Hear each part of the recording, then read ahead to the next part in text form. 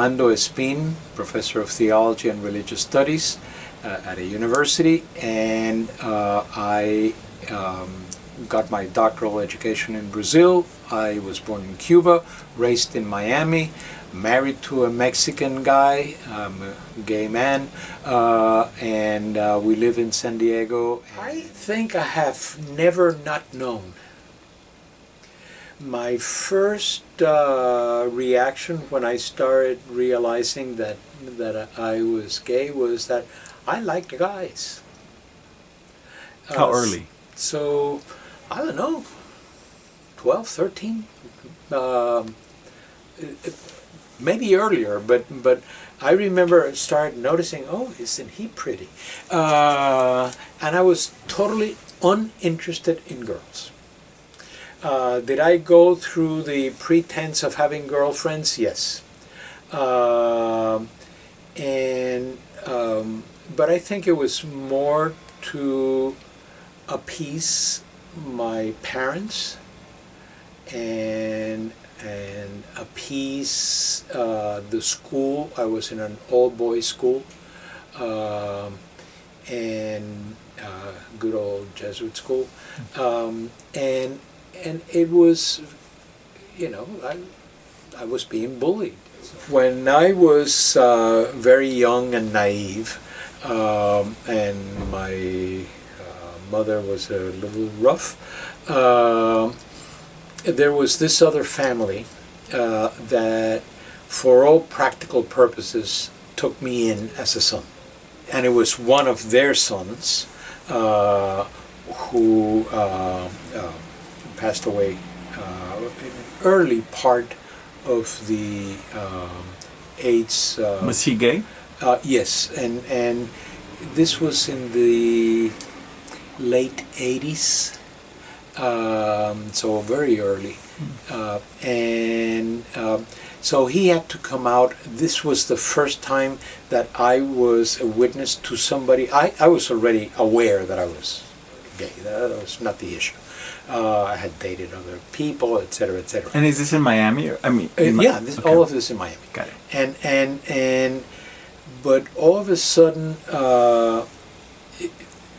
to walk with him, his coming out process, and we didn't know anything about AIDS in the 80s, especially the early 80s.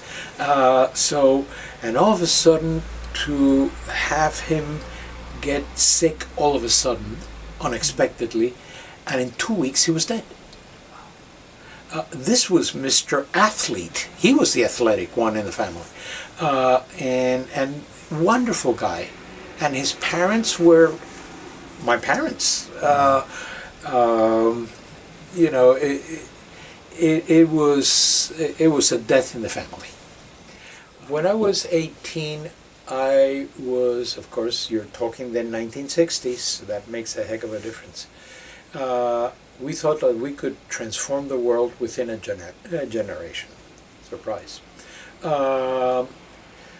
But what all of those 1960s did to me, now that I'm no longer a spring chicken, and I look back, is that it gave me a sense that decency towards others translates in being honest with oneself. That there are certain things in life that are important, most are not. Can one be LGBT and be a believer and believe in God and so on? And I said, yeah. Of course, I don't know where the question comes from because I cannot enter the student's private life, not even if they give permission. So I always tell them, once you graduate, we can have that beer and talk about your family. Until you graduate, there's a wall, for their sake and mine. So I don't know where the question is coming from. And in conversation, you sort of can figure it out. And if it is someone that is naive in their biblical understanding. They might say, well, but how could I be this and God and whatever? And I said, now, do you think, if you take God seriously, that you are a whoops? If you're LGBT, do you think you're God's whoops? I'm sorry, God doesn't make whoops.